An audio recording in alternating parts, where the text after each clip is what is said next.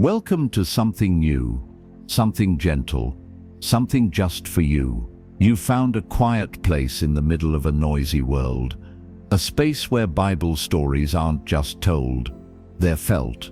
Here each night we return to the field where the wind is soft, the sky is golden, and God's stories unfold like a warm blanket over your heart. If this peaceful beginning speaks to you, I gently invite you to like this video so more hearts can find rest through these stories, and subscribe if you'd like to come back here often. These stories are just beginning, and there's always room for you. Now close your eyes, take a deep breath, and let tonight's story carry you into peace. We begin not with a command or a miracle, but with the simple beauty of a world being born. Long before nations, before prophets or kings, there was only stillness, and then a whisper, a breath, a vision from the Creator. From nothing, God painted the stars into the sky. He stretched oceans over the earth and planted every tree, each leaf knowing His touch. He shaped the mountains, traced the rivers, and bathed the world in light. But His masterpiece wasn't the galaxies or the seas. It was a person. It was humanity. It was you. This is not just a story of creation, it's a story of intention. God didn't rush through the beginning. He took His time, crafting a world that could hold beauty, sorrow, growth, and love. And right at the center, He placed His children, not to rule over the world, but to walk with Him in it. In the garden, every evening felt like this moment now, quiet, safe, filled with presence. There were no walls, no fear, just the sound of footsteps beside your own, and the voice of God, telling stories through every leaf, every breeze, every sunset. That's what this series is about. Not theology, not doctrine, just stories. The stories of a father and his people, of wandering and return, of fear and faith, of falling and being lifted again. And each night we'll come here to this field and walk with those stories, slowly, peacefully, because sometimes the greatest miracles are not in the thunder, but in the stillness. Tonight, you're not just hearing a story, you're being reminded of where you came from and how deeply you are loved. Tomorrow night, we'll journey to the first breath of man, and the moment God looked into human eyes for the first time. But for now, let this quiet hold you. Let the story settle into your soul, and as sleep finds you, know this: you are part of the story, and the one who wrote it is still watching over you. Last night, we watched as God painted the world into existence. Oceans were stretched with care, stars were hung with intention, and every tree, mountain, and breeze held His fingerprints. But tonight, the story becomes even more personal. In the quiet of the sixth day, the world had form and beauty, but it was still waiting for something, for someone. The field was golden, the wind was calm, and the earth, though full, had a stillness to it, as if holding its breath for what would come next. And then, God bent down. He didn't speak this creation into being like He did with light or sky or land. No, this time He got close, closer than ever. He knelt to the dust of the earth, the very ground He had made, and He began to shape it, not with haste, but with care, like a sculptor tracing love into every line. Fingers formed arms, shoulders, a heart. The eyes were closed, the body still. A man, but not yet alive. And then came the moment, the quietest, most powerful moment in all creation.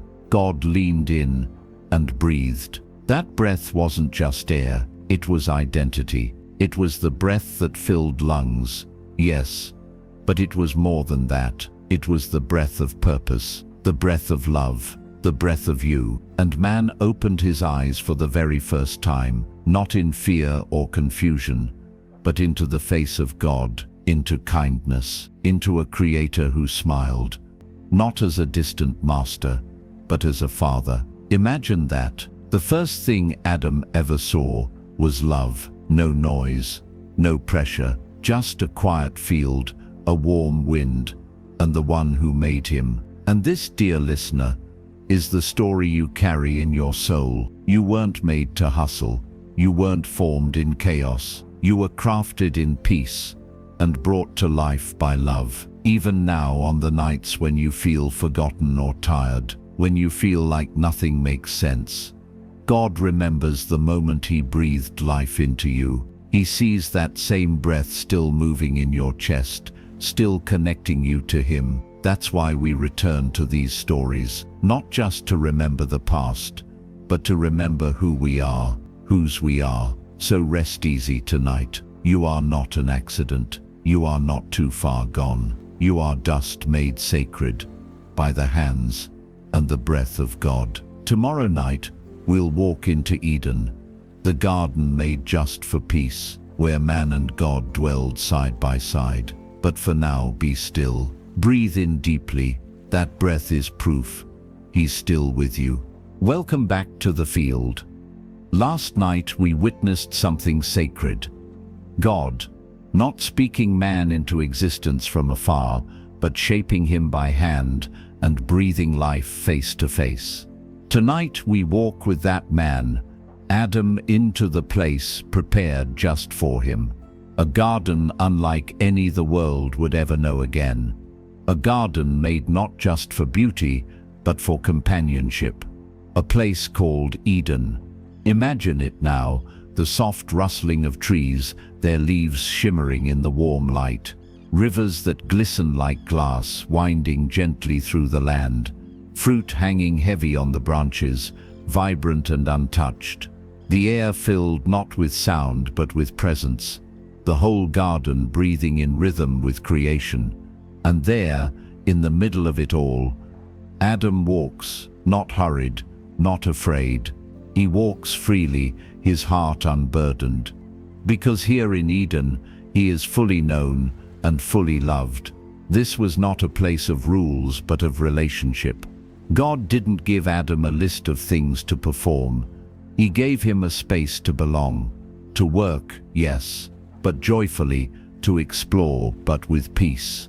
Each day, Adam named animals, touched new textures, and discovered the wonder of being alive.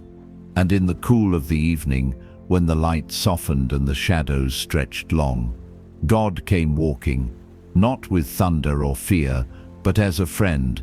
Can you feel it, that peace? That was the rhythm of Eden. Work with joy, rest with trust, walk with God. And yet, even in this perfection, God noticed something missing. It is not good for man to be alone. Genesis 2:18.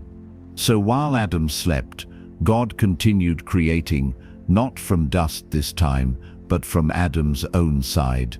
And when Adam awoke, he opened his eyes to someone like him, yet different. A gift, a reflection, a partner, Eve. And together, they walked the garden paths hand in hand, not with shame, not with striving, but with freedom. This story, dear listener, is not just about a place long lost. It's a reminder, a whisper from God to your heart tonight. I made you for peace. I made you for relationship. I made you to walk with me. And even though Eden's gates would one day close, the desire of God never changed. He still wants to walk with you, to meet you in the quiet moments, to restore that rhythm you were always meant to live by. So tonight, as your eyes grow heavy, imagine Eden, not far away, but here, in your heart, in this moment. Feel the grass beneath your feet, the wind on your skin, and the closeness of God beside you. No longer distant, no longer silent. Just peace, just presence, just love. Tomorrow night, we will face the moment when that peace was broken, but not with fear. We will walk slowly through the story of the choice and the promise that followed. But for now, let Eden stay with you. Let it shape your dreams and let the one who made it hold you through the night. You are not alone in the garden. You never were. The garden was quiet. The sun filtered through the trees, and the breeze moved gently through the leaves like a soft lullaby. Adam and Eve walked hand in hand, their hearts at ease. Every morning began with promise. Every evening ended with peace. And yet, somewhere beneath that beauty, a different voice lingered. Not loud, not angry, just different. And that voice would soon change everything. God had given them one boundary, a single tree in the middle of the garden, not hidden, not dangerous, just set apart. You may eat from any tree in the garden, God said, but not this one, for on the day you eat from it, you will surely die. It wasn't a trap, it was trust. Love, real love, always gives a choice. And God, in His love, allowed them to choose between life with Him or life apart from Him, not because He wanted them to fall, but because love that is forced isn't love at all. And so the tree stood, silent, waiting. One day Eve found herself near it, and that's when the other voice came, soft, clever, inviting. Did God really say you couldn't eat from any tree? No, that wasn't true.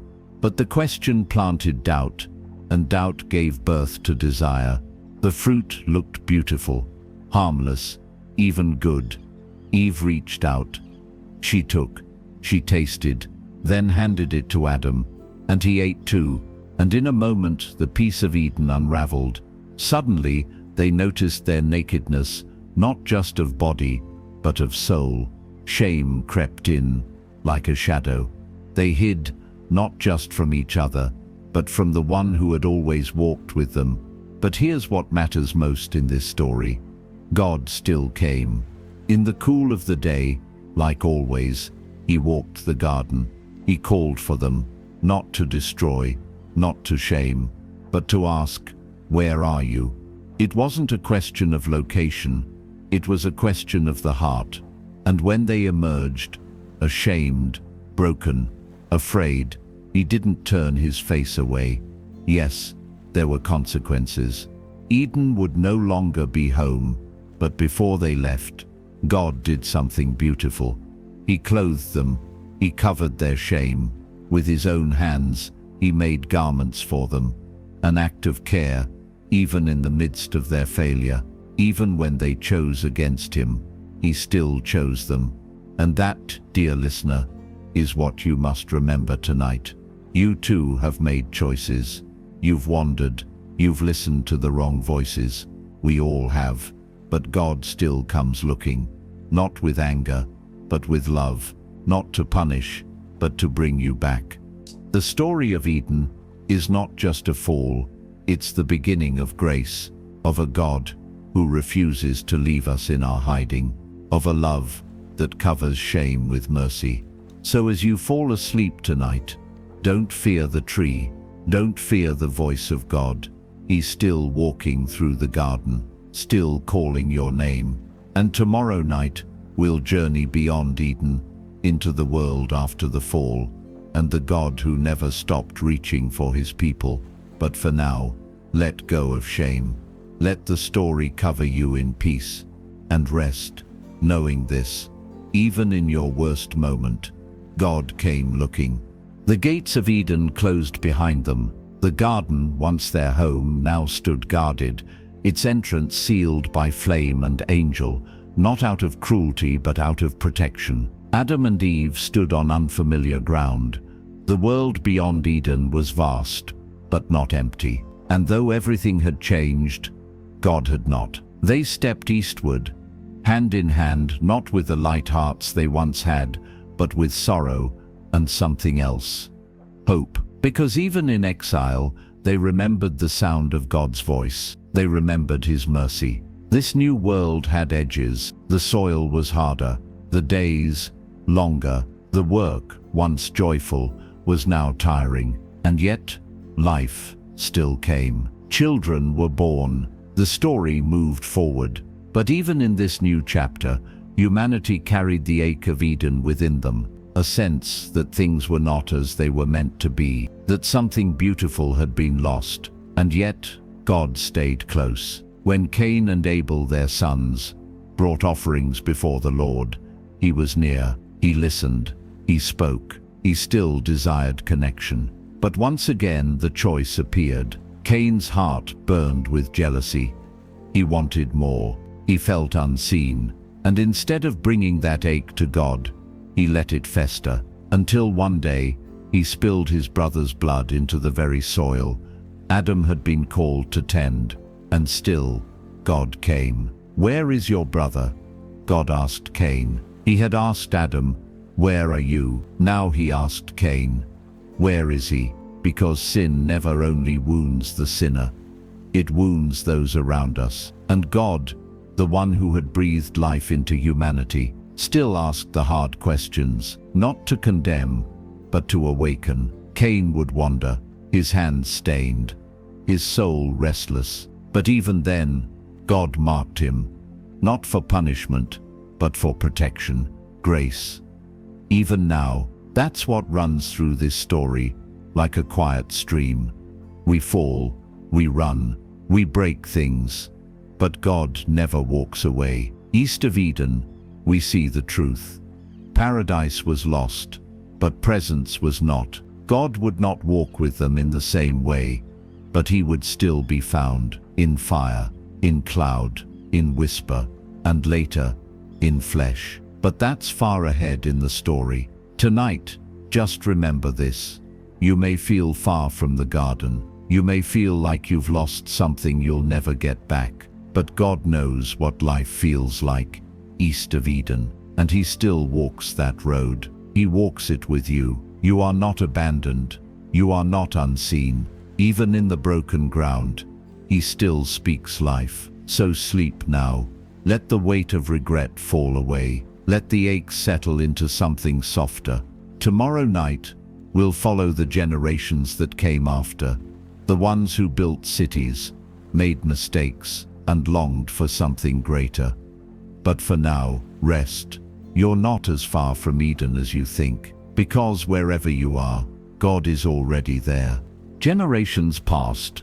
The garden became a memory, a story told by firelight, a distant whisper in the hearts of men. Adam and Eve were long gone, but their children and their children's children spread across the earth. They built homes, named rivers, formed cities. They tilled the land and raised their own families under the same sun that once warmed Eden's soil. But with time came forgetting. God had once walked with them. He had once spoken, breathed, covered. But as the days stretched into years and years into centuries, the stories became faint, and so did the desire to listen. The world grew loud. Men chased power, built towers, wrote laws in their own names, and slowly the gentle voice of God was traded for the clamor of kingdoms, the clang of weapons, the pride of men building without him. But not everyone forgot. In the midst of the noise, there were still a few quiet hearts who still longed for the voice that once walked through the garden. One of those hearts belonged to a man named Enoch. He didn't lead armies. He didn't build cities. He simply walked. The scriptures say only this: Enoch walked faithfully with God. Then he was no more, because God took him. Genesis 5:24. No grand speeches, no battles, just a life that kept walking when the world stopped listening. Imagine that. In a world that ran faster, climbed higher, and shouted louder, Enoch walked slowly, quietly, beside God. And one day, he didn't walk home. He walked into heaven, not by accident, but by invitation. Because God still notices the ones who walk with him, even when no one else does. This is the story of humanity's drift, and of the ones who still remember. And maybe you, listening now, know this tension well. You feel the weight of a world too busy for peace. You feel the ache of something missing, something the world cannot give you. You long for the garden, even if you've never seen it. That longing isn't weakness, it's memory. It's the breath of God still alive inside you. You were made for more than noise. You were made to walk, to listen, to rest. And God, He hasn't stopped watching for you. So tonight, as the world keeps spinning and striving, you can choose to step out of the noise, to walk in the quiet again, to remember, because God hasn't forgotten. He still looks for those who walk with Him. Tomorrow night, we'll meet a man named Noah, whose quiet obedience in a loud, broken world changed history. But for now, breathe, let the noise fall away, and let God walk with you once more. The world had grown loud, not just with sound, but with sin. Men no longer walked with God. They ran from Him. Violence filled the earth. Greed took root in every city. And the garden, once a place of peace, was now just a fading echo lost in the chaos of a broken world. But even then, God looked. He searched for someone, just one heart that still remembered. And He found Noah. He was not perfect, but he was faithful. And in a world that forgot how to be quiet, Noah still listened. So one night, God spoke. Noah, build a boat, not just any boat, a vessel larger than anything the earth had ever seen, a floating home, a shelter of hope. Because the storm was coming, not a metaphor, a real storm. Rain like the world had never known. Waters that would rise and cleanse what had become too broken to mend. But the miracle of this story isn't just the boat. It's the man who believed enough to build it. Noah didn't argue. He didn't ask for proof. He didn't wait for thunder to start hammering wood. He simply obeyed. Each day he returned to the work, under the stare of neighbors, the laughter of strangers, the whispers behind his back. Because building faith is often a quiet, misunderstood thing. Day by day, plank by plank, Noah prepared not just for a storm, but for a future. And while the world mocked, God waited, patient, watching, grieving, until the day came. The clouds gathered, and the door closed. But even in the flood, God's voice remained. He sealed the ark. He kept Noah safe. He remembered the faithful one in the middle of the storm. And that's the story we hold on to tonight. You may feel like you're building something no one understands. You may feel like your obedience is invisible, but God sees, God hears, and He remembers. Faith doesn't always shout. Sometimes it looks like steady hands, silent trust, and one more step in the rain. So tonight, if you feel the clouds forming, if you feel alone in your obedience, remember Noah. You are not foolish for trusting Him. You are building something eternal, even if no one else sees it yet. Tomorrow, we'll drift into the storm with Noah and discover how even in the darkest floods, God never forgets His people. But for now, rest. Let the hammer fall silent. Let the rain begin to fall softly on the roof of your heart. You are safe. You are seen. And the one who called you will carry you through. The sky darkened, not suddenly but steadily, like a curtain slowly being drawn. The clouds grew heavy, the winds turned cold, and the first drops of rain fell with a kind of sadness, as if the earth itself was grieving. Inside the ark, all was quiet. The animals rested, the wood creaked softly, and Noah waited. He had done his part. He had built what God asked. He had entered when called. Now the rest was up to God. Outside, the waters began to rise, the streams swelled, the rivers burst, and rain poured down from heaven like it had never done before. It was cleansing. For 40 days and 40 nights, the rain did not stop. It blurred the line between sea and sky. The highest trees vanished beneath the waves. Cities were silenced, mountains swallowed, but the ark floated. Not because Noah was a skilled sailor, not because he had mastered the weather, but because God had sealed it shut with his own hand. And inside, Noah was not alone. The storm raged, but peace lived inside the wooden walls because presence was there. God hadn't just told Noah to build, he had promised to keep him through it. And he did. Days turned into weeks. The skies eventually cleared, and finally, the rain stopped. But still, no land, only water, endless, shifting water. And Noah waited, longer than expected, longer than felt comfortable. But again, he trusted. And then, one morning, he sent out a dove. It returned with nothing. Then again, still nothing. But on the third time, the dove came back, holding a small branch in its beak. Hope, life, a sign. Dry ground was near. When the ark finally came to rest upon a mountain, and Noah stepped out onto the earth again, he didn't rush to rebuild. He didn't run to plant. The first thing he did was worship. He built an altar, and in that sacred moment, God made a promise, not just to Noah, but to all creation. Never again, he said, will I destroy the earth with a flood. And as a sign, he painted a bow across the sky, soft, curved light resting above the clouds.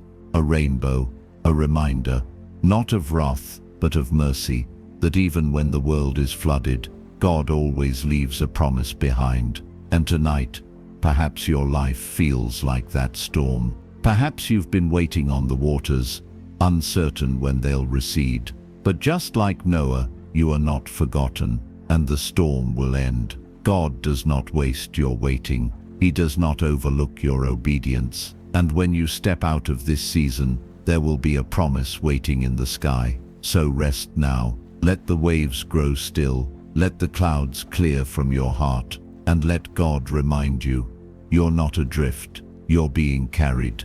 Tomorrow night, we'll meet a man called Abram, someone called to leave everything behind for a promise he couldn't yet see. But tonight, you are safe. The ark is quiet, and the rainbow is rising. The earth had dried. The floodwaters were gone. And once again, people spread across the land, building homes, forming cities, filling the silence with movement and ambition. But even as the world moved on, God's story had only just begun. Far from where Noah's ark had rested, in a land called there lived a man named Abram. He wasn't a prophet. He wasn't a king. He was just a man, aging, settled, surrounded by family and familiarity. And then one day, God spoke, not with thunder, not with fire, but with a calling that would change everything. Leave your country, your people, and your father's household, and go to the land I will show you, and I will make you into a great nation. No map, no timeline, just a voice and a promise. And the most beautiful part, Abram said yes. He didn't have all the answers. He didn't know where the road would lead, but he knew who was asking. So he gathered his things, told his wife, Sarai, packed what they could carry, and stepped into the unknown. Can you imagine that first morning? The sun rising over a land he might never see again. The wind blowing gently, as if whispering, "Trust me." There were no guarantees. Only this: God had spoken, and Abram believed. Each day on the journey brought new landscapes, some barren, some beautiful.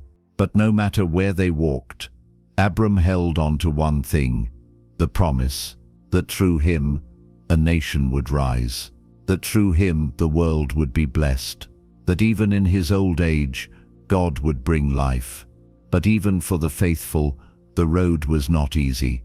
There were moments of doubt, nights filled with silence, questions unanswered, and still Abram walked.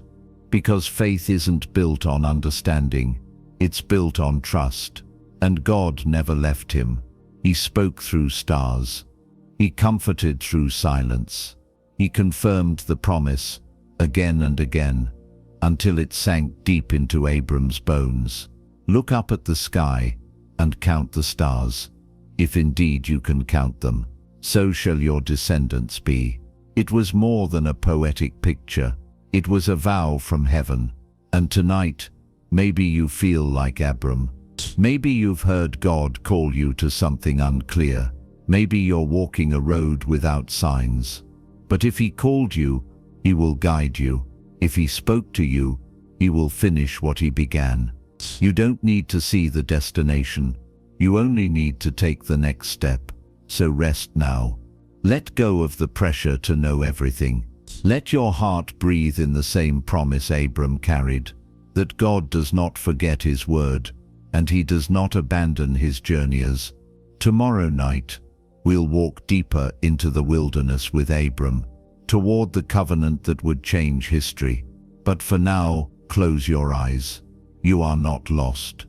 You are being led, and the one who leads never fails. The journey was long. Each step took Abram farther from the home he once knew, deeper into a land he did not yet understand. And still, he walked. Still, he waited.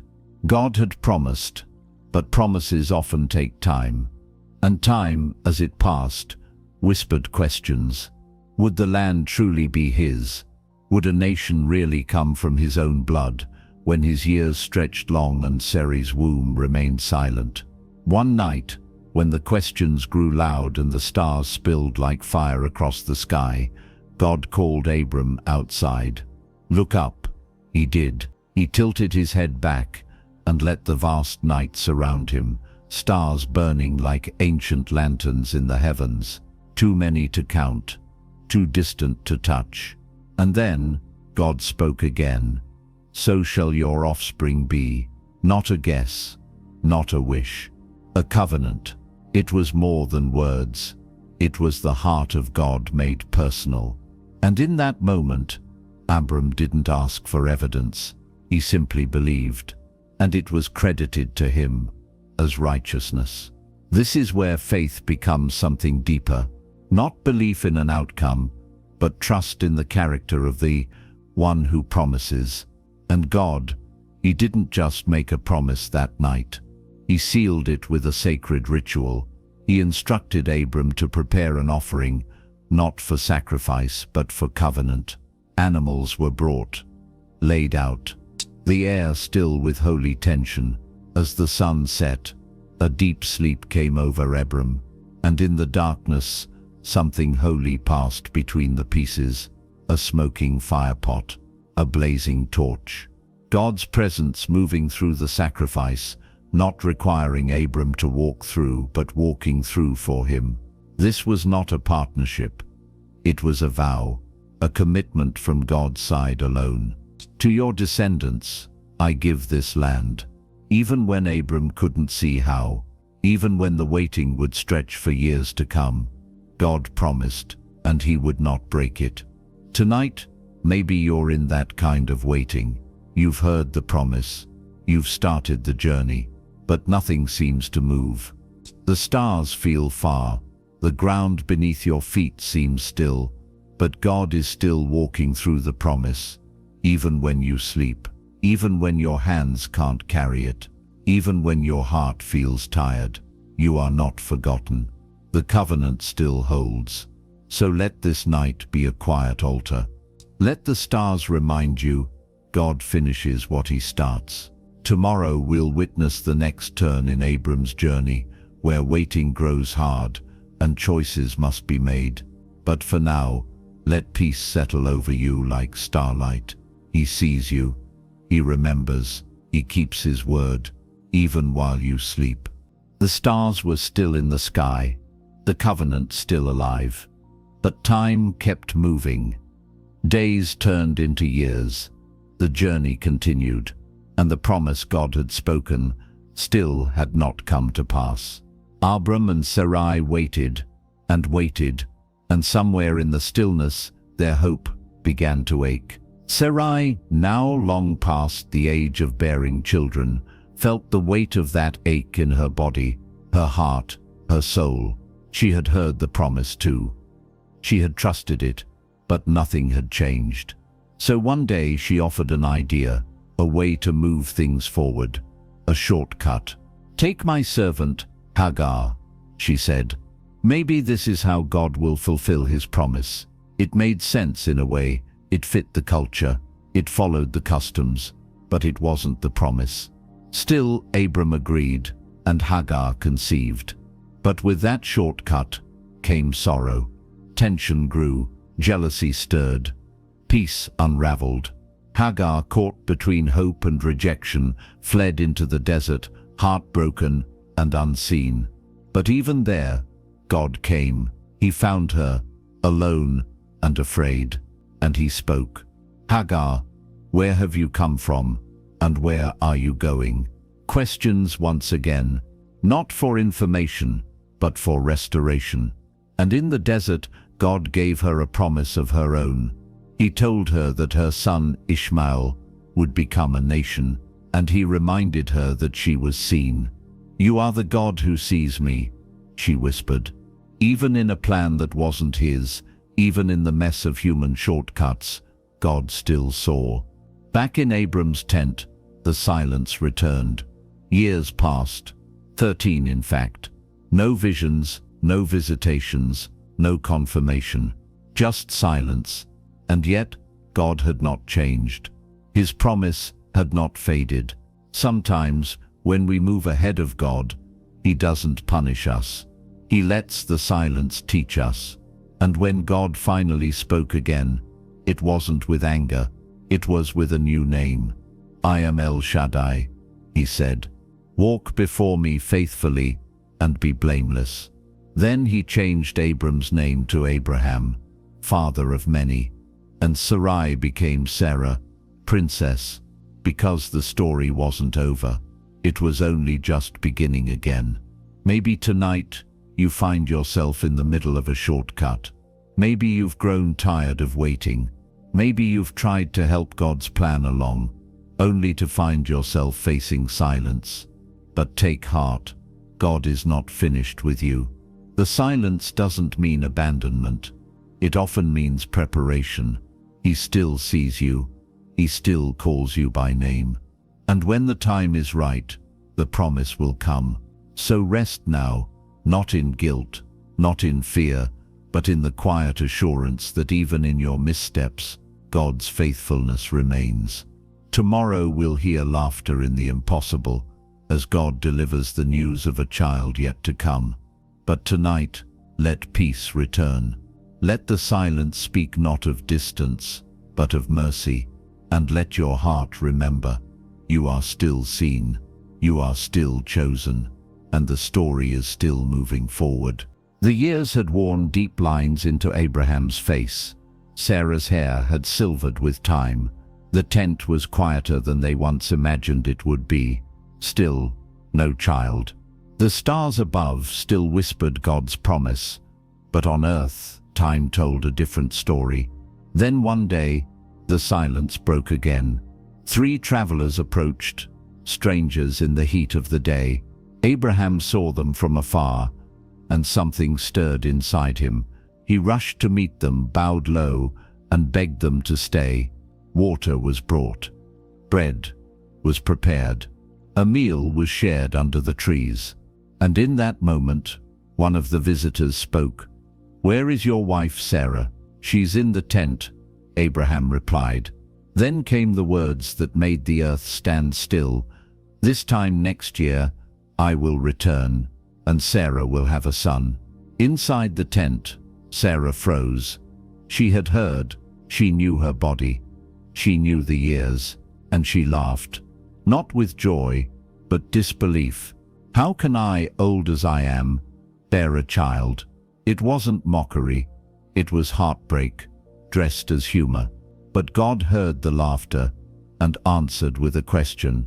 Why did Sarah laugh? Is anything too hard for the Lord? A question meant not to shame, but to awaken. Sarah denied it. She was afraid, but God wasn't angry. Instead, He repeated the promise. At the appointed time, I will return. Because God doesn't need perfect belief to fulfill his plan. He doesn't wait for our certainty.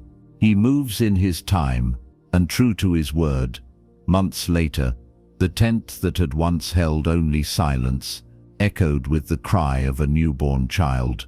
A boy, laughter, now real and full, and they named him Isaac, which means he laughs. Because when God fulfills a promise, he turns our doubts into delight. He rewrites impossibility into joy. Maybe tonight, you're carrying something that feels beyond hope, a dream too old, a prayer too quiet, a desire you've buried deep. And maybe, like Sarah, you've laughed, not because you didn't believe, but because believing hurts. But hear this, nothing is too hard for the Lord, not even your heart, not even your waiting, not even the thing you've stopped hoping for. So rest tonight in that truth. God is still writing your story, and one day, perhaps when you least expect it, he'll visit your tent with laughter. Tomorrow night, we'll follow Isaac's early life, and the joy he brought, and the test that would challenge Abraham's trust again. But for now, breathe in the quiet. Let hope rise softly like a sunrise, and let your laughter return, if only as a whisper, because nothing is too hard for him. The boy had grown. Isaac, whose name meant laughter, brought warmth back into the tent. He was the living, breathing promise, a miracle in motion, the child of hope carried by two people who had once thought joy was behind them. And then God spoke again. This time, not with a promise, but a command.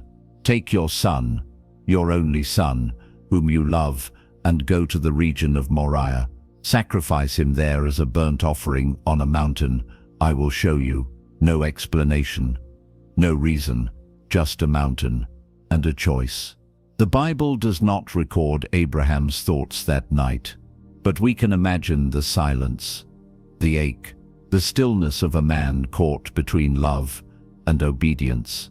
And yet, the next morning he rose. He saddled his donkey, took 2 servants, brought wood, and walked with Isaac by his side. 3 days, 3 long days to think, to wrestle, to wonder, and still he climbed. When they reached the base of the mountain, Abraham turned to the servants and said something that still echoes with faith.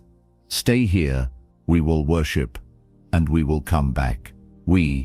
Even in the darkest moment, Abraham still believed, but he trusted.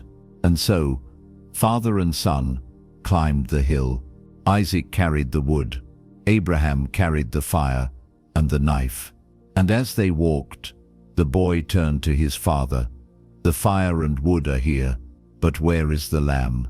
Abraham's answer was simple and sacred. God himself will provide. And at the top of the mountain, Abraham built the altar, placed the wood, bound his beloved son, and lifted the knife. A breath, a heartbeat, a pause before the impossible. Then, Abraham, the voice of the angel broke through the silence.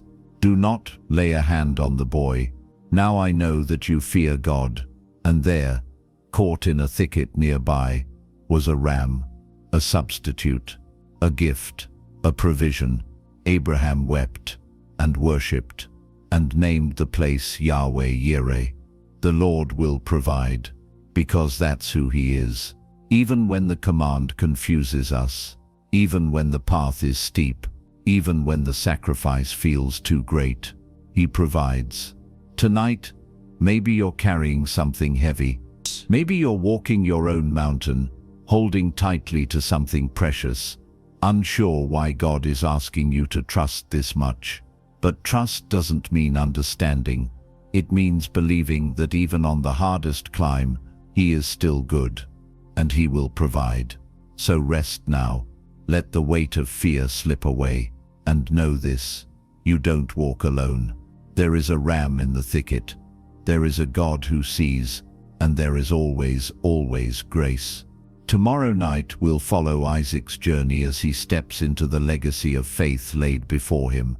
But for now, breathe deeply. The mountain is not the end, and God is already waiting at the top. Some stories are filled with fire, with mountains, with thunder and sacrifice, but others are lived in silence, in patience, in the steady rhythm of everyday obedience. Isaac's life was quieter than his father's. He didn't build altars on mountains. He didn't walk through deserts chasing visions. He simply stayed, he planted, he waited, he believed, and God blessed him. In a time of famine when others fled, God told Isaac to remain in the land, and Isaac listened. Live in this land for a while, God said, and I will be with you and bless you. And he did. Isaac sowed crops, and in the same year reaped 100-fold. His flocks multiplied, his household grew strong, but with blessing came opposition. The Philistines, jealous of his success, stopped up the wells Abraham had once dug. So Isaac moved and dug again. Each time he found water, others came and claimed it. And each time, Isaac did not fight. He simply moved on. From Esek to Sitnah to Rehoboth, he kept digging, not because he was weak, but because he understood something deeper. Peace is worth more than pride. And finally, at Rehoboth, he found space, a wide place, a resting place. Now the Lord has given us room, Isaac said, and we will flourish in the land. No battle, no bitterness, just blessing through patience. And in the quiet of that land, God appeared to Isaac once more. I am the God of your father Abraham, he said. Do not be afraid, for I am with you. So Isaac built an altar, worshipped, and kept walking in the faith of his father, not in noise but in peace. Maybe your life feels like that right now. Not dramatic, not miraculous, just quiet work, repeated effort, waiting, moving, digging again. Maybe you've been misunderstood. Maybe people have taken what you built. Maybe the wells you dug have been stopped up again and again. But hear this, God sees your digging. He sees your quiet faith, and He will give you room to flourish. You don't need to fight for what God has already promised. You only need to stay faithful and keep digging. So rest now. Let the dust settle. Let the ground soften beneath your feet, and let peace find you right here in the stillness. Tomorrow night we'll meet Isaac's sons, Jacob and Esau, and the rivalry that will shape generations. But for now, let this be your Rehoboth. A wide place, a quiet place, a place where God speaks softly, saying, I am with you. Isaac had grown old. His eyes dimmed. His strength faded. And yet his household was full of life, especially in the laughter and wrestling of two boys, twins, born on the same day, but destined to take different paths. Esau came first, red, strong, wild like the open fields he would later roam, a hunter, a man of instinct, of action. Jacob followed, gripping Esau's heel, as if trying to pull his way ahead, a thinker, a planner, quiet, but clever. And from the start, the two wrestled not just for space but for blessing. Esau loved the outdoors, the thrill of the chase, the simplicity of living by the moment. Jacob stayed close to home, his mind always turning, his eyes always watching. Isaac favored Esau. Rebekah, their mother, favored Jacob. And in that tension, a family began to fracture. One day, Esau came home from the field, tired, hungry, and impulsive.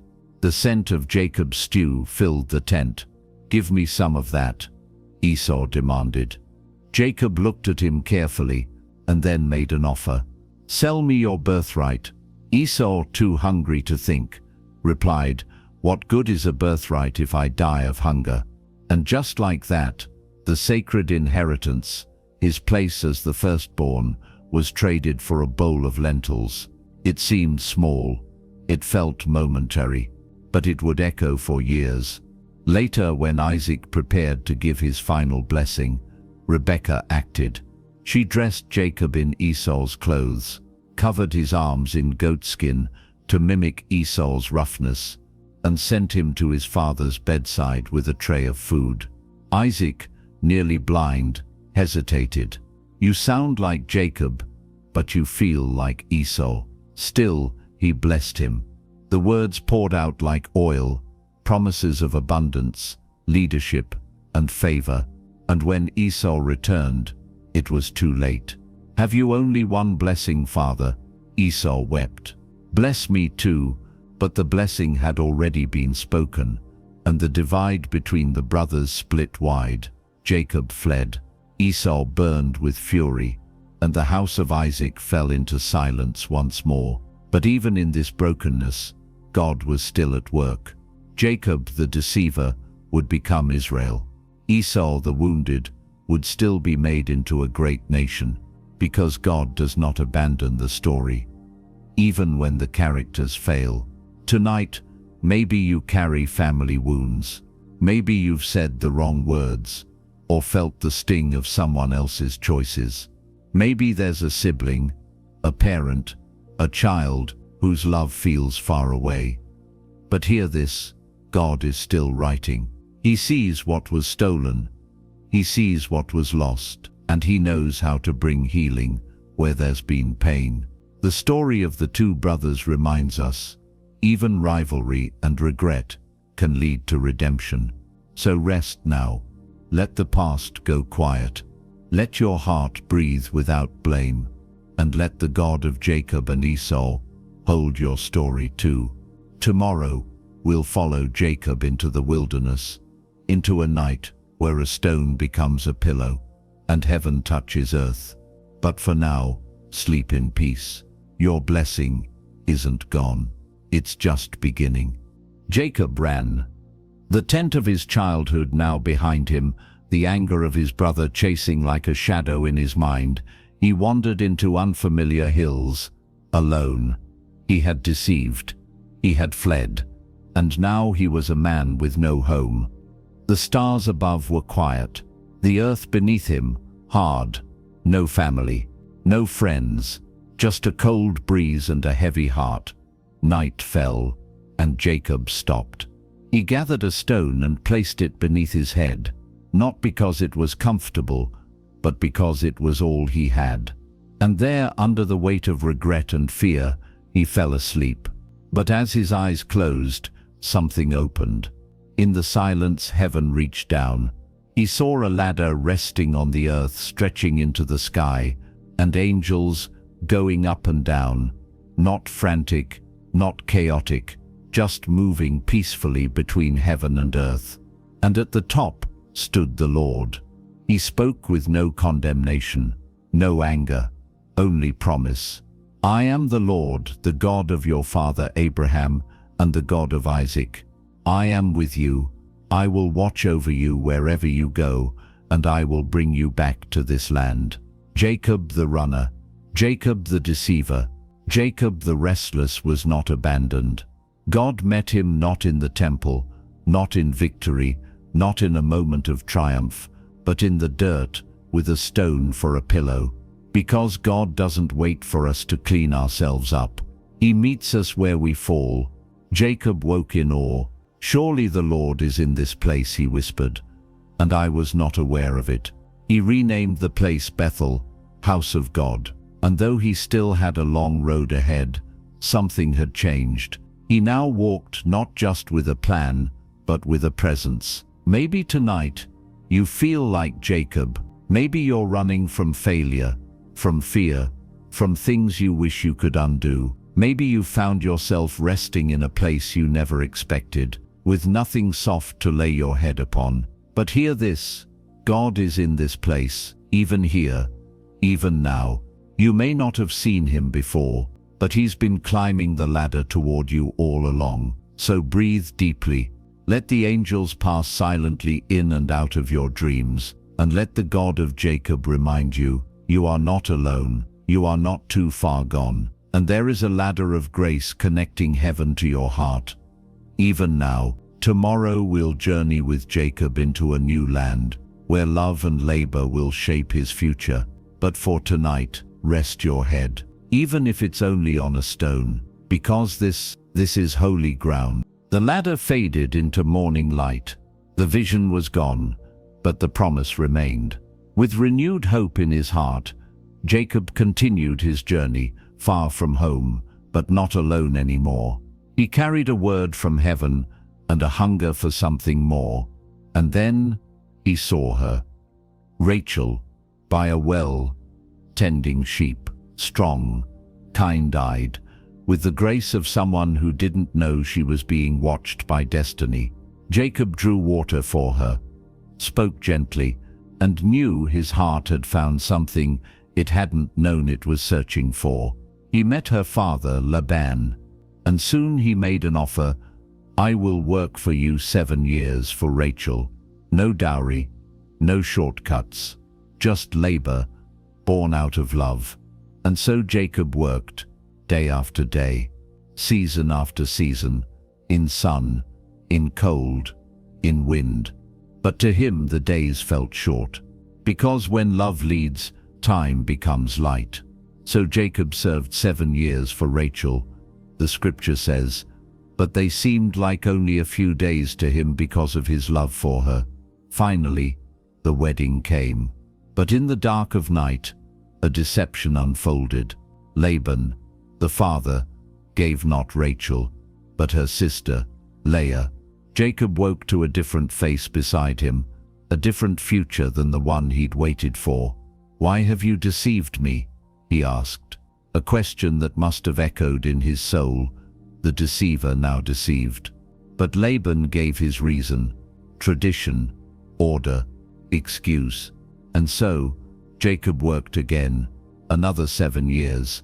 Not out of obligation, but for love. He would have Rachel. He would wait. He would work. And through that labor, God was doing something deeper. Because love isn't always instant. Sometimes it comes through effort, through perseverance, through faithfulness in the long stretch of waiting. Jacob would come to love both Rachel and Leah, though differently. And through them, a family would grow, a nation would begin, and God's promise would take shape. But tonight, as we pause in this story, we don't focus on the outcome. We sit with the man who waited, the man who worked, the man who worked, the man who loved quietly for years. Maybe you are in a season like that, longing, laboring, waiting on a dream, a person, a promise. Maybe your heart aches for something not yet in your hands, and time feels heavy. But take heart, God sees the years, He counts the days, and He does not waste your waiting. Love, true love, still moves through time with purpose. So sleep now, not with frustration, but with peace. You are not forgotten. You are not alone in the field.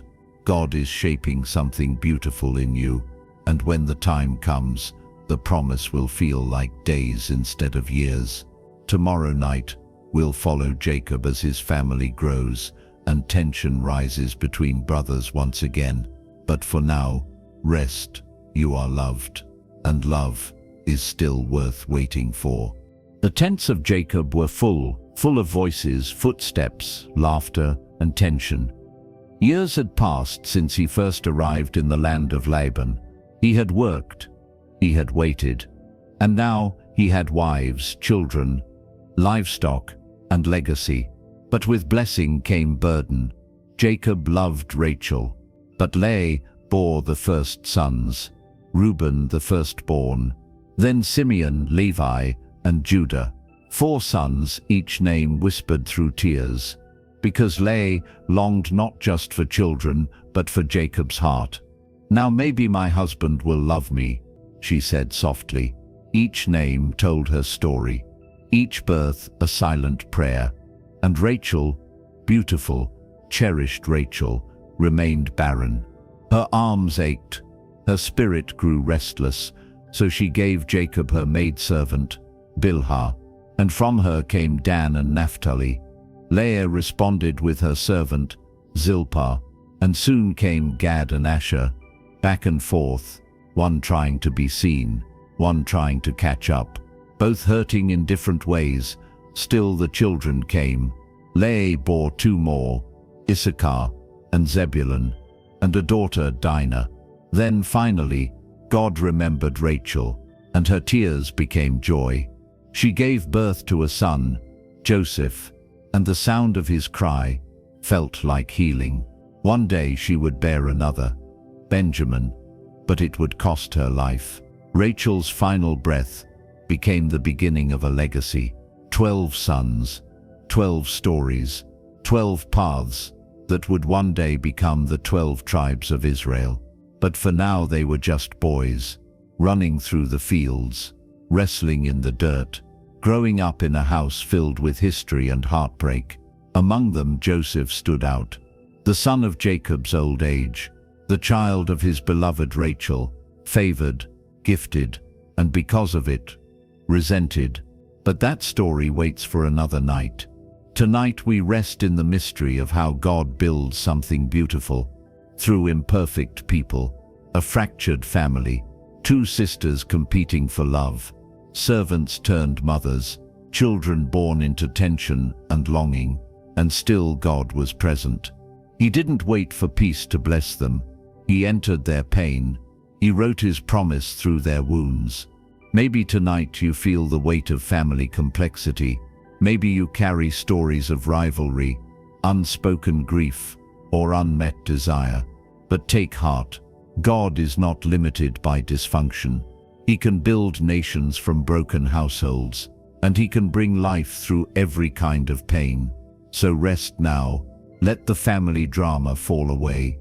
Let the names echo like a lullaby, and know you are part of a greater story, one that stretches beyond your past, beyond your pain, into a promise. Tomorrow night, we'll begin the journey of Joseph, the dreamer who would rise from betrayal to destiny. But for now, sleep, and let the God who weaves legacy through every child watch over you. The sun rose slowly over the hills. The fields glowed golden, and in the quiet, a young man stood, dreaming.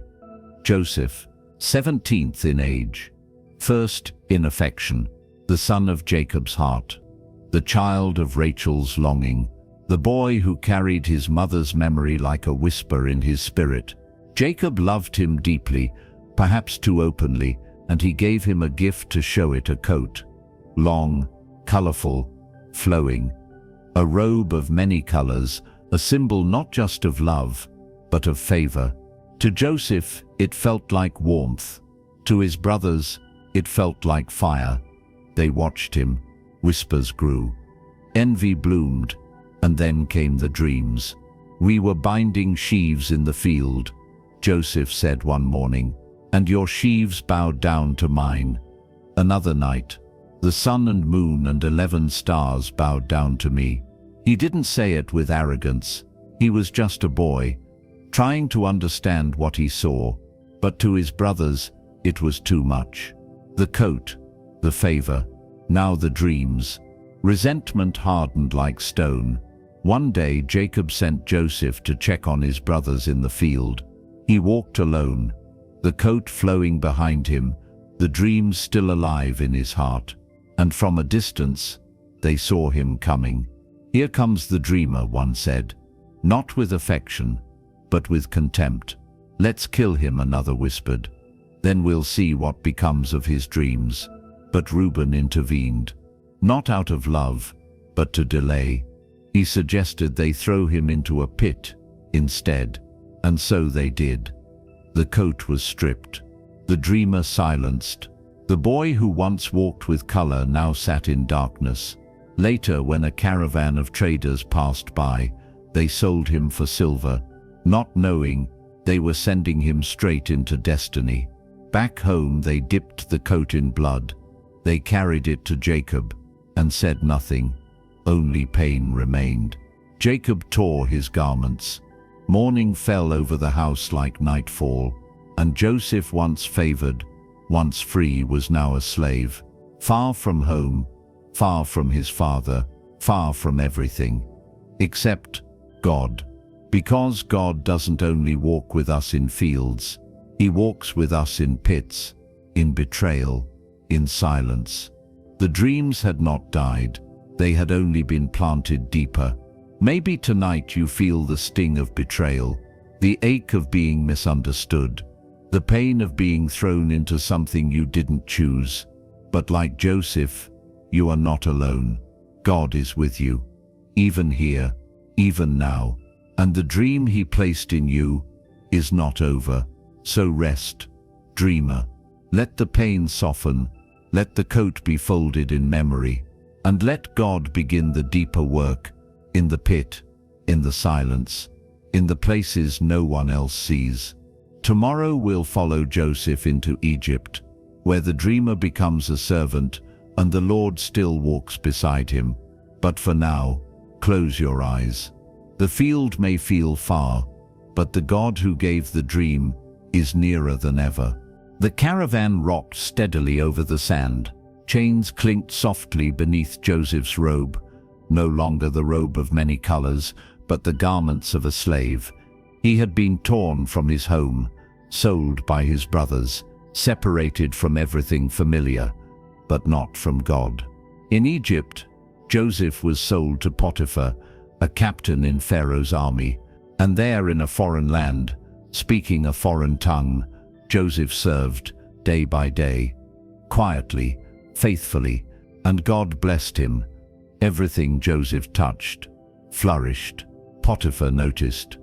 Soon the slave became the steward.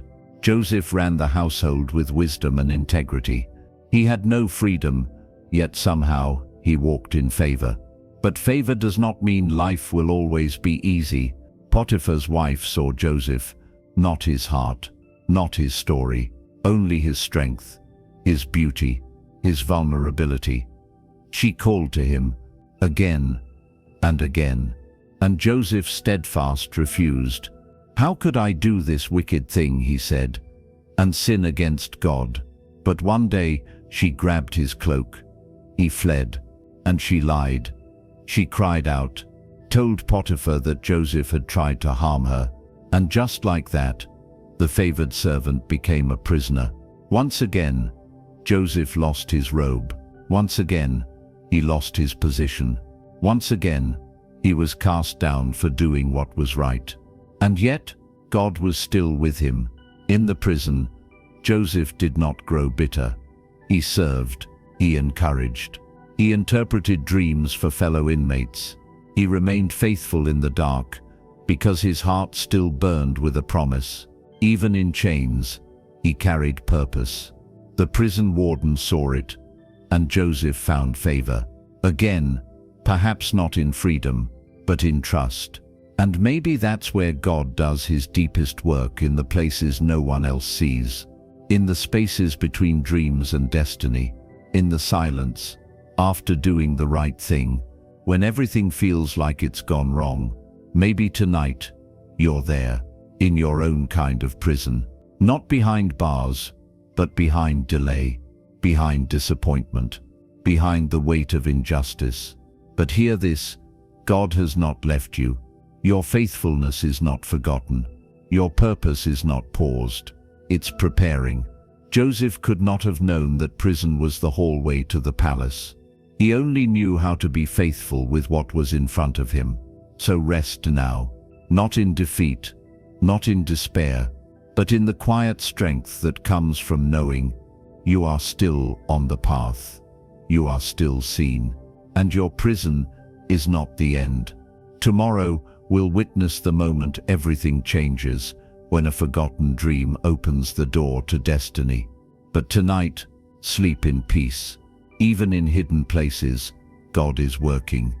The prison walls were thick, the air cool and still, and Joseph waited. Days passed, then weeks, then years. He had been faithful, He had served well. He had interpreted dreams for two fellow prisoners, a baker and a cupbearer, offering them not just meaning but hope. To the cupbearer, Joseph said gently, "When you are restored, remember me." But time went on, and the cupbearer forgot. Joseph remained in silence, but not forgotten by God.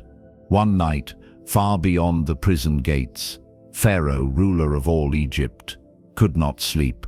Dreams haunted his rest. Two visions. First, 7 fat cows devoured by 7 thin ones. Then 7 full heads of grain swallowed by 7 withered ones. Troubled, Pharaoh called for magicians, wise men, advisors. None could help. And that's when the cupbearer remembered.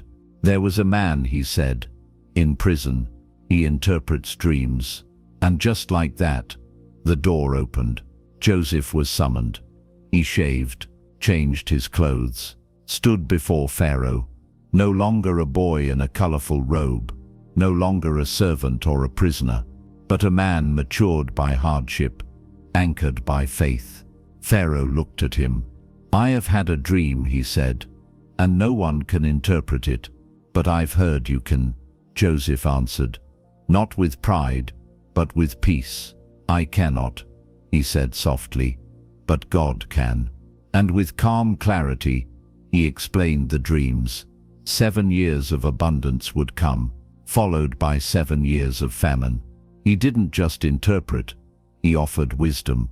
"Let Pharaoh appoint someone wise," Joseph said, "to prepare during the years of plenty, so Egypt will survive the years of lack." Pharaoh listened and saw something divine. "Can we find anyone like this man?" he asked. "One in whom is the Spirit of God." And in a moment that no one could have predicted, Joseph was lifted from prison to palace, from servant to second in command over all of Egypt. Because the God who gives dreams also opens doors in his perfect time. Not a moment too soon, not a moment too late. Maybe tonight you are waiting too.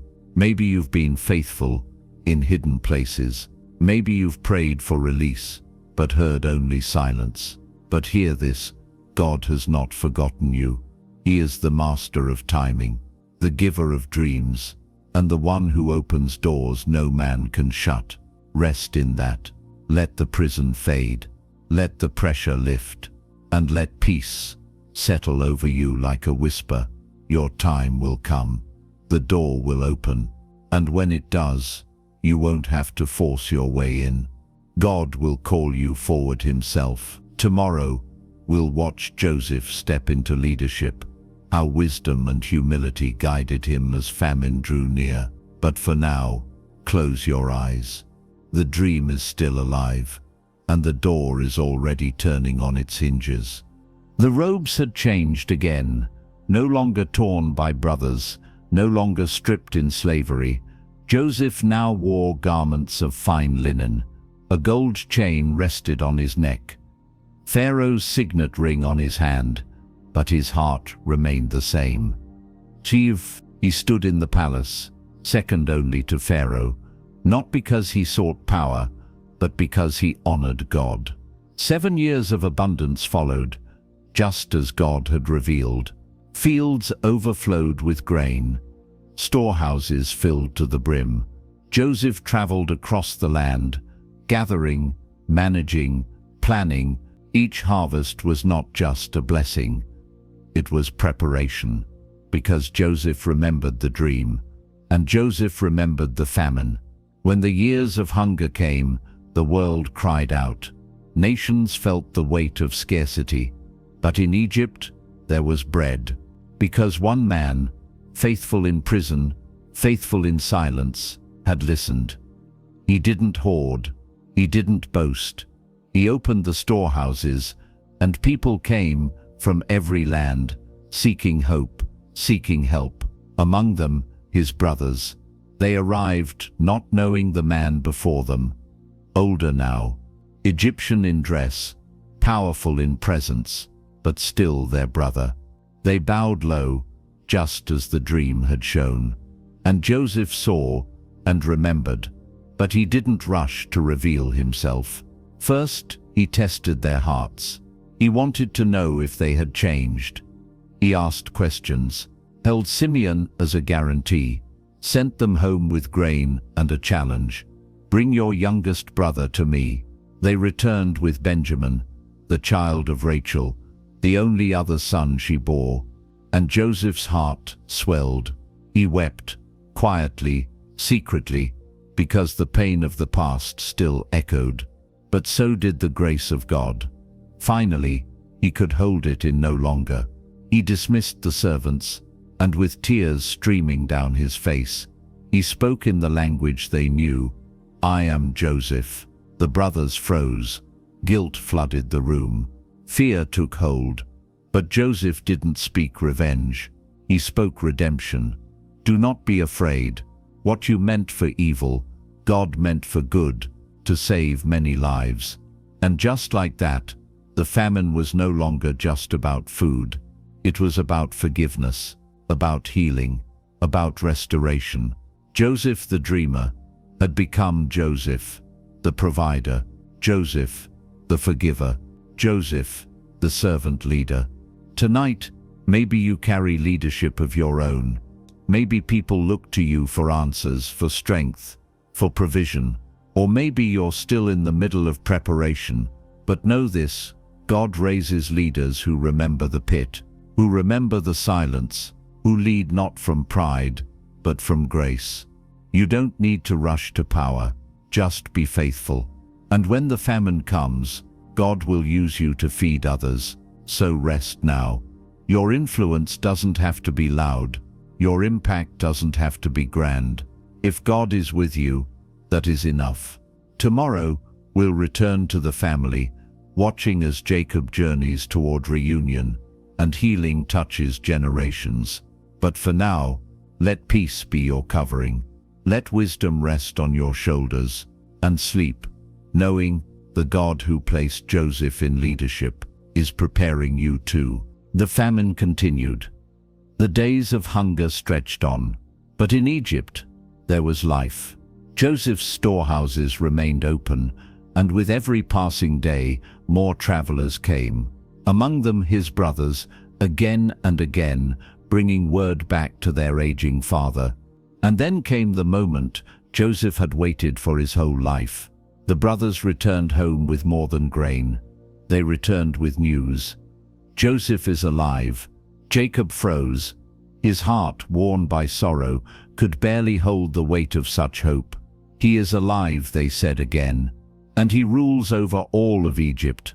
For a long breath, Jacob said nothing. But when he saw the carts, the gifts, the signs of truth, his spirit stirred. "I will go to him," he whispered. And so the old man gathered his household. The journey from Canaan to Egypt was long, but the pull of reunion was stronger. On the way, he stopped in Beersheba, his father Isaac's land, and there Jacob offered sacrifices, and God spoke. "Do not be afraid to go to Egypt. I will go with you, and I will bring you back again." Assured, Jacob continued. And finally, the reunion. Joseph arrived in his chariot, royal and radiant. But when he saw his father, he ran, not as a prince, not as a ruler, but as a son. He threw his arms around Jacob and wept for a long time. Years of pain, years of separation, years of wandering, undone in a single embrace. Jacob held his son, the son he thought was dead, the dreamer who now stood before him, clothed in glory. "Now I can die in peace," Jacob said, "because I have seen your face again." It was more than reunion. It was restoration. The brothers, once divided by envy, were now seated together in honor. Jacob, once sorrowful, was now full of joy.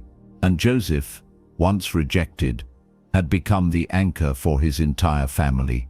He gave them land, food, provision, safety, not just because he could, but because he chose grace over resentment. That is the heart of God. He doesn't just restore what's been broken. He makes it beautiful again. Maybe tonight you long for reunion. Maybe there's a person, a moment, or a version of yourself you've been aching to return to. Maybe too much time has passed, and hope feels thin. But listen closely, God is not bound by years. He is not limited by what was lost. He can turn famine into fullness. He can turn distance into embrace. And He is still in the business of bringing hearts home. So rest tonight in that truth. The same God who reunited Joseph and Jacob can restore whatever you thought was beyond repair. Tomorrow we'll follow Jacob's final days, how he blesses his sons and looks forward in faith. But for now, let peace wrap around you like Joseph's robe. Let tears give way to trust, and let your heart whisper, nothing is too far gone. Time had passed. The tents in Egypt were full again, not with famine, but with family. Jacob, the shepherd, the dreamer's father, the man once called deceiver, now lived surrounded by the children of promise. He had come to Egypt with uncertainty and stayed with gratitude. He had seen what he never thought he would see: Joseph alive, his sons grown, God's favor still with him. And now he felt the weight of years on his shoulders. His eyes dimmed as his father Isaac's had before him. His hands trembled, but his spirit was strong. And when Joseph arrived, he brought his two sons, Manasseh and Ephraim, to meet their grandfather. Jacob looked at them with eyes clouded by age, but sharpened by faith. "I never expected to see your face again," he said to Joseph.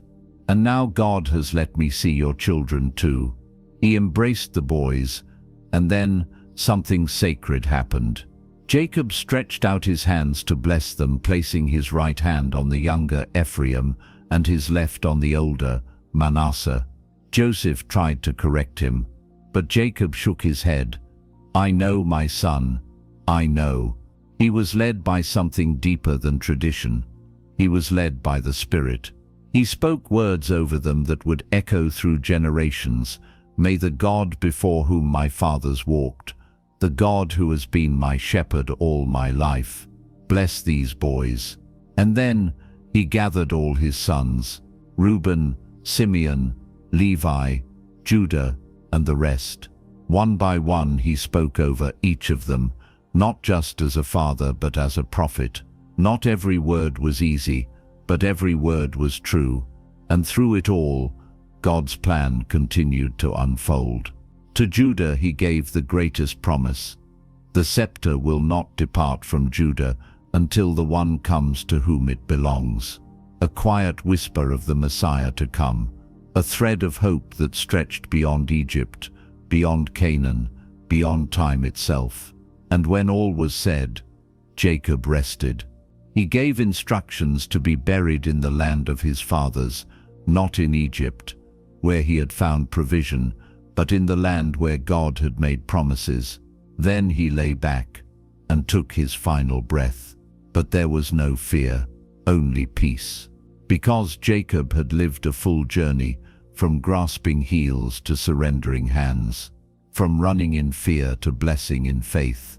He had seen God's hand in every chapter, even the painful ones. And now he would rest with his ancestors and with the God who had carried him all the way. Maybe tonight you feel the passage of time. Maybe you're reflecting on what's behind you, or wondering what kind of legacy you're leaving. But remember this: a life surrendered is never wasted, and the greatest blessings often come, not in strength, but in stillness. So sleep tonight with confidence. The same God who shepherded Jacob through every valley is walking beside you. Tomorrow we'll close Joseph's story, the final chapter of Genesis, and a reminder that what others meant for harm, God still turns for good. But for now, rest. You are not at the end. But even if you were, God would still be there, waiting with open arms. Jacob was gone. The father who had once clung to a blood-stained robe now rested in peace. buried in the land of promise. And as the dust settled, Joseph's brothers grew afraid. "Now that our father is dead," they whispered, "what if Joseph seeks revenge?" Guilt rose like a tide. Old memories returned. The pit, the silver, the lies. So they came to Joseph, bowed low, and said, "Please forgive us, we are your servants." But Joseph wept, not out of anger, not out of power, but out of sorrow that they still didn't see the truth. He lifted his voice, soft and strong. "Don't be afraid. Am I in the place of God? What you meant for evil, God meant for good, to accomplish what is now being done, the saving of many lives." He didn't deny their wrong, but he didn't hold it against them. Because Joseph had learned something in the pit, in the prison, in the palace, God's grace is bigger than human failure, and his plans do not fall apart because of what others try to destroy. He spoke kindly to them, promised to care for them and their families. And in that moment, a new kind of healing took root, not just in the house of Jacob, but in the heart of every listener who hears this story today. Joseph lived many more years. He saw his children's children. He walked in peace, and when his time came, he gathered his family and said, "One day God will come to your aid, and he will bring you back to the land he promised." Then Joseph died, and even in death he clung to hope. He asked that his bones not remain in Egypt, but be carried home when the time came, because he knew Egypt was not the end. God's promise still lived. And so the book of Genesis closes, not with despair, but with expectation, not with a full ending, but with a hand pointing forward, a whisper that says, "There is more." Maybe tonight you feel the sting of someone else's choices. Maybe you've carried a weight that wasn't yours to bear, or maybe you've been afraid that someone might turn against you. But hear Joseph's words again. What was meant for evil, God meant for good. This is the promise that carries us through everything. That no pain is wasted, that no betrayal is final, that no chapter ends in defeat when God is the author. So rest now. Let bitterness melt away. Let fear loosen its grip. Let the story speak gently to your soul. God is still working, and he knows how to turn the hardest things into something beautiful. Tomorrow, we begin a new story, one of deliverance and calling, as a child named Moses is born beneath the shadow of Pharaoh's fear. But for tonight, sleep in peace. The story is safe in his hands, and what was meant for evil has already been redeemed. A new king rose over Egypt, one who did not know Joseph, one who saw the people of Israel not as guests, but as a threat. And so fear crept in, and fear, when left unchecked, becomes cruelty. Pharaoh enslaved the Israelites, forced them into bitter labor, building cities brick by brick under the heat of a foreign sun. But the more they were oppressed, the more they multiplied, and Pharaoh grew afraid. So he gave a new command. Every baby boy born to the Hebrews must be thrown into the Nile. A decree soaked in fear, a river turned into a grave. And yet, even here, God was planting deliverance. In a small home hidden among the cries of the oppressed, a woman gave birth, a boy, a son. She looked at him and saw something sacred. He was no ordinary child, Scripture says. She hid him as long as she could, and when she could hide him no longer, she let go, not in despair, but in trust.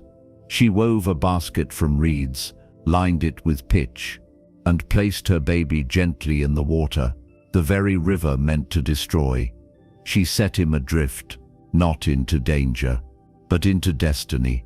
The basket floated quietly through the reeds, watched by the boy's sister, guided by unseen hands. And then it stopped. Pharaoh's daughter came to bathe.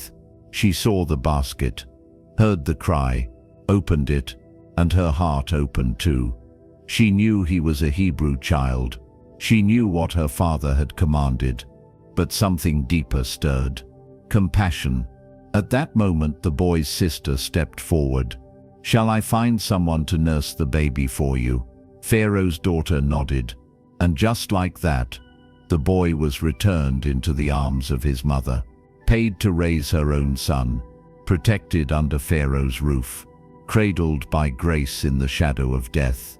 She named him Moses, because I drew him out of the water, a baby who would one day part the seas, a child preserved not by power, but by providence. Because when evil rises, God begins quietly, with baskets, with babies, with mothers who dare to trust. Maybe tonight you feel surrounded by fear. Maybe the world feels too dark, too cruel, too uncertain. But take heart. God still hides deliverance in unlikely places. And what feels like surrender may be the beginning of something holy. So rest now. Let the river grow calm. Let the story carry you. And remember, the God who rescued Moses from the waters can rescue you too. Tomorrow we'll watch Moses grow into the man who will one day speak to kings and walk through fire. But for tonight, close your eyes. The basket is safe, and deliverance is already on the move. Moses grew, not in a tent among shepherds, but in a palace of stone. He walked marble halls, wore linen robes, dined at Pharaoh's table. He was raised as royalty, a child of slaves, living as a son of power. But inside, a question stirred. Who was he? The Egyptians called him prince, but the mirror told another story. The eyes of the Hebrews whispered something deeper. He was one of them. He heard their groans as they labored. He saw the lashes on their backs. He watched them suffer in silence while he lived in comfort. And the weight of that truth pressed down on him. One day, he walked among his people, and what he saw broke something inside him. An Egyptian overseer beating a Hebrew, not just with fists, but with cruelty and pride. Moses looked around, and then acted. He struck the Egyptian. The blow was final. The man fell. Moses buried him in the sand, the secret buried with him, or so he thought. The next day, two Hebrews were fighting. Moses stepped in to stop them, but one looked at him sharply. "Who made you ruler over us? Are you going to kill me too?" The words cut deeper than any blade. Moses was exposed, not just for what he had done, but for the question he couldn't yet answer. Who had made him ruler? Was it rage, or was it purpose? But there was no time to think. Pharaoh heard of the murder and sought Moses' life. So Moses fled from the palace, from his people, from his own confusion. He crossed deserts, alone. Once a prince, now a wanderer. He arrived in the land of Midian, sat beside a well, just as Jacob once had. And there, his story began again. He helped strangers, met a priest named Jethro, married his daughter, Zipporah, and became a shepherd, not of armies, but of sheep. Years passed, quietly, hidden, ordinary, but not wasted. Because sometimes God sends us to the wilderness not to punish us, but to prepare us. Moses had been taught to speak like a ruler, but now he would learn to listen like a servant. Maybe tonight you feel torn, between where you've been and where you're going, between what others call you and who you really are. Maybe your story has taken turns you didn't expect, and now you wonder if you've missed it. But hear this, God does not forget those he calls, even if they run, even if they wrestle, even if they lose their way. So rest now, let the palace fade, let the desert soften, and know you are not lost. You are in preparation. Tomorrow, we'll walk into the wilderness with Moses where a bush burns and a new calling begins to speak. But tonight, be still. Even in the unknown, God is drawing you close. The years had settled like dust. Moses, once a prince, now walked as a shepherd, staff in hand, eyes fixed on the ground, heart quiet. The wilderness had become familiar, the stillness, routine. But something stirred beneath the silence. One day, as he led his flock beyond the far side of the desert, he saw something strange. A bush, lit with fire, glowing in the distance, but not consumed. The flames danced, golden and alive, but the branches remained untouched. No smoke, no ash. Moses turned aside, not to run, not to panic, but to see. "I will go over," he said softly, "and see this strange sight, why the bush does not burn." And when God saw that Moses turned aside, he called, "Moses." The name echoed like thunder and tenderness all at once. "Here I am," Moses answered. "Do not come any closer," God said. "Take off your sandals, for the place where you are standing is holy ground." Moses obeyed. He removed the dust-covered leather from his feet. The desert heat faded, and awe took its place. Then came the voice, "I am the God of your father, the God of Abraham, Isaac, and Jacob." Moses hid his face. He was afraid to look, but God wasn't there to terrify. He was there to call. "I have seen the misery of my people in Egypt. I have heard their cries. I am concerned about their suffering. So I have come down to rescue them." And then words that shook the ground. "So now go. I am sending you." Moses froze. "Who am I," he asked, "that I should go?" But God didn't list his qualifications. He didn't remind him of his past. He simply said, "I will be with you." That's all Moses needed. And that's all you need. Maybe tonight you've wandered. Maybe you've forgotten how to listen. Maybe you wonder if the calling is still there, or if the flame has gone out. But hear this, the fire still burns. The bush still waits, and God still calls. Not in grand halls, not with armies behind you, but in still places, quiet places. Holy ground is not a destination. It's wherever God chooses to speak, and where you choose to turn aside and listen. So rest now. Take off the shoes of your worry. Let the ground beneath you become sacred again, and let your heart hear it.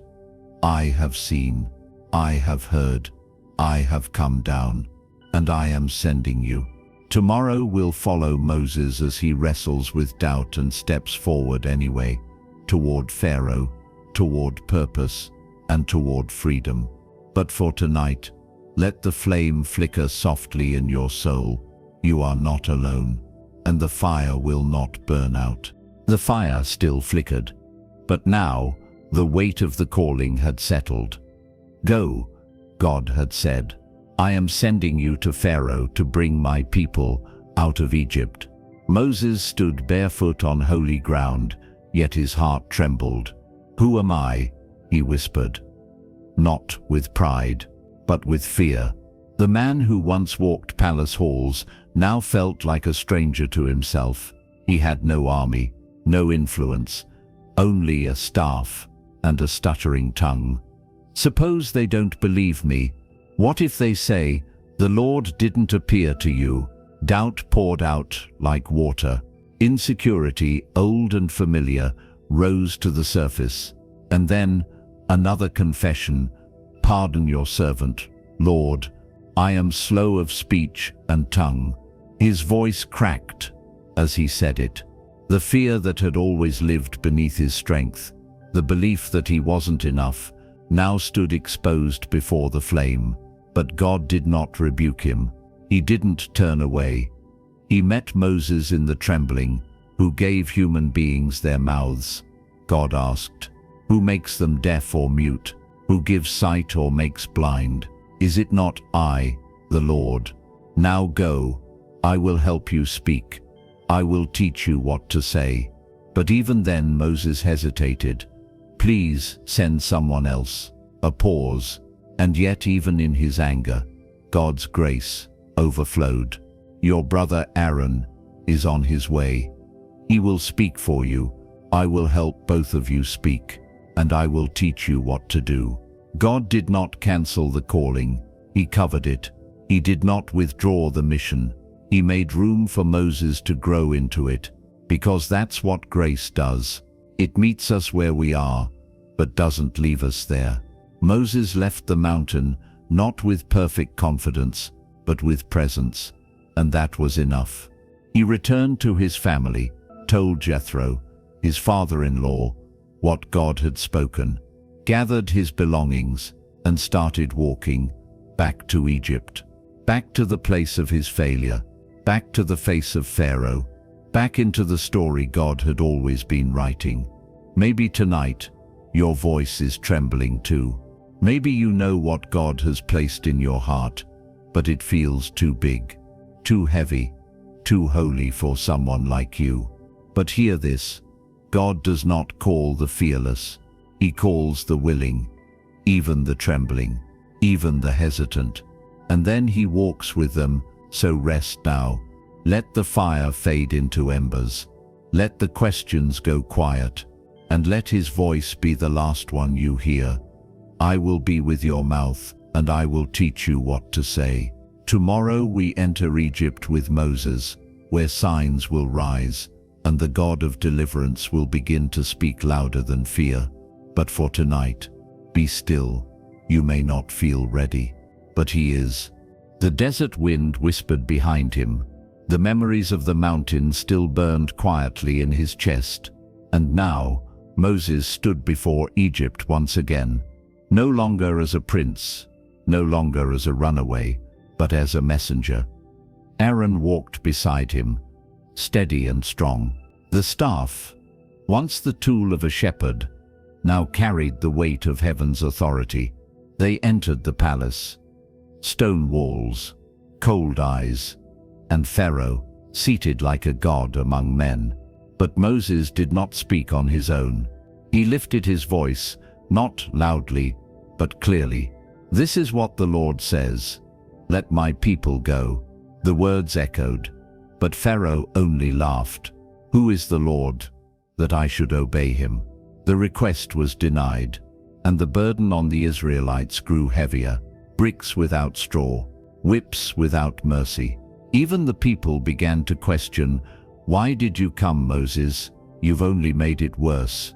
And Moses, heart heavy, turned to God. "Why have you sent me?" But God's answer was quiet and firm. "Now you will see what I will do. With a mighty hand, Pharaoh will let them go." And so it began. Plague after plague, God revealed his hand. Water turned to blood. Frogs swarmed the land. Dust became gnats. Flies filled every house. Livestock died. Boils broke out. Thunder roared. Locusts consumed. Darkness covered the sky. And still, Pharaoh's heart remained hard. But through it all, Moses stood firm. Not because he felt strong, but because he was held. Each time he raised his staff, it wasn't about power, it was about obedience. God wasn't just delivering a people, he was shaping a leader. He was showing the world what love looks like when it fights for the oppressed. And though the final chapter of Egypt's deliverance, the Passover, waits just beyond this part of the story.